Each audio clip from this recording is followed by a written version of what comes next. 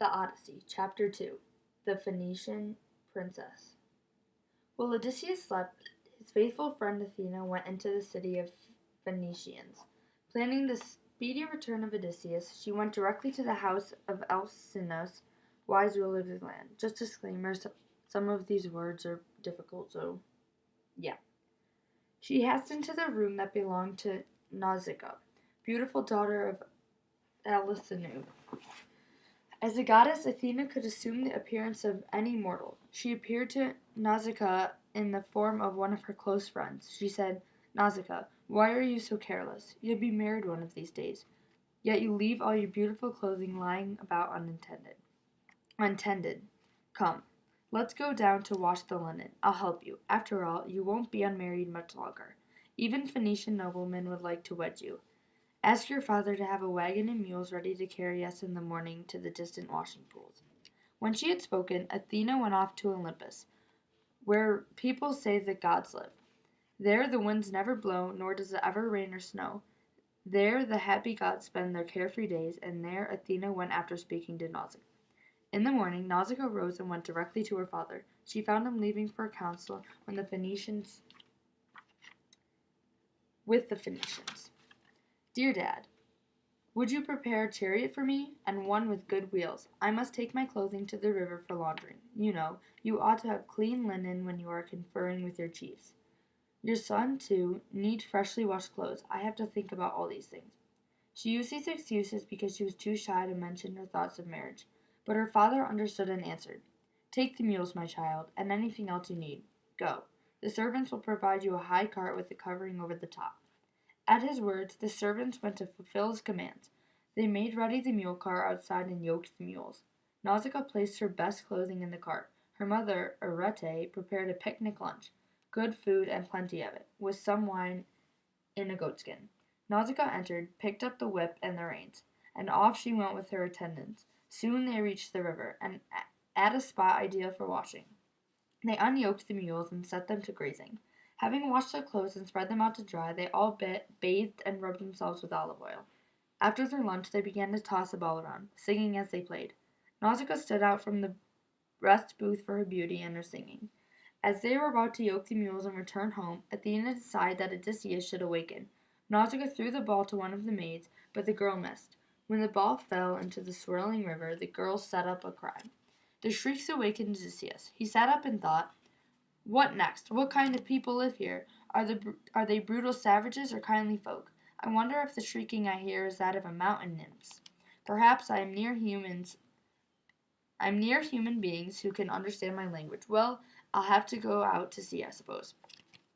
So out he crept, covering themselves with leaves and twigs. But the girls, when they saw him, fled in terror, for he had been battered by the waves and the sea. Nausicaa alone remained, for Athena gave confidence to her. Odysseus debated what to do. Should he fall on his knees to beg for mercy of this strange girl, or should he stand at a distance and politely ask for clothing and directions to the city? He decided to stand his ground and speak mildly to her. He phrased his words diplomatically. "I ask for mercy, O princess. Whether goddess or mortal I cannot tell, for you are like Artemis, daughter of Zeus himself. If you are immortal, how lucky are your father and mother, and your brothers who must be proud of you. How fortunate the ones who become your husband. Never have I seen a more beautiful woman. I fear to speak to you, but I must. I am at the end of my rope. Yesterday, after 20 days of hardship on the stormy sea, I escaped. All that time I was being borne further away from Agagia. Now fate has cast me ashore here, perhaps to a worse fate. The gods probably still have a few scores to even with me. But, my princess, please pity me. In my misfortune I appeal to you first. I know none other here. Direct me to the city. Give me any old clothing you can spare. May the gods grant you anything you desire, a husband, a house, a happy marriage." Nausicaa replied, "You do not seem to be either a bad man or a foolish one, but Zeus allots happiness according to his will. You must accept what comes. However, since you have come to our land, you will be given clothing and anything else you need, stranger that you are. I will show you the city and tell you the name of our people. We are the Phoenicians. I am the daughter of the king, mighty Alcinous." She turned to her handmaidens and said, "Wait a moment, girls. Why are you flying from the sight of this poor man? Do you think he is an enemy? We have no enemies, for our land is dear to the gods. Besides, we are so far from any other shores that no other men will have commerce with us. This poor fellow deserves our help, for all strangers are under the protection of Zeus. Give him food and drink." After Odysseus had washed and rubbed himself with oil, he put on clothing which the girls had provided. Athena made him even more majestic so that the girls admired him. Then he went off and sat down by the shore, far from the group. Nausicaa said to the maidens, "Listen a moment. This man comes to us through the will of the gods. Though he seemed disheveled before, now he seems almost godlike in appearance. He is the kind of person I would like to marry if he would only stay here. But come, give him something to eat." Odysseus ate hungrily, for it had been many days since he had eaten, but Nausicaa had other things to think of. She packed the clothing and put it on the cart. Getting into the seat, she encouraged Odysseus. "Come now, stranger, we're going to the city and to my father's palace. You seem to be a man of good sense. Listen to my plan. While we are still out in the countryside, follow close behind the wagon with the girls. I'll lead the way.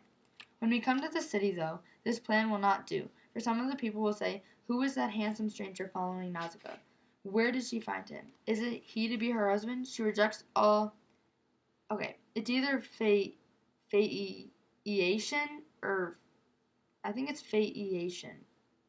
I'm not sure. But she rejects all her Phaeacian suitors only to marry a stranger? I don't want any idle gossip that might possibly injure my father and mother. When we come to a beautiful grove, wait there until you think we have reached the city.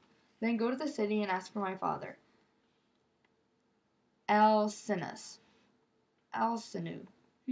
Anyone will direct you to my father's house. When you get inside, go directly to my mother. Throw yourself upon her mercy, asking for help on your homeward journey. If she is pleased with you, there's a good chance that you will again see your friends, your house, and your native land." She whipped up the mules and drove off quickly. At the sunset, they came up to the grove. The girls went on, but Odysseus sat down and prayed to Athena, "Help me, O goddess, so that the Phaeacians will pity me and aid me." Athena heard his prayer, but did not appear to him, for she feared the wrath of Poseidon, who was still angry with Odysseus. And that is the end of chapter 2. I'm sorry I had a lot of pronunciation troubles with some of the harder names, but I tried my best, so thank you for watching.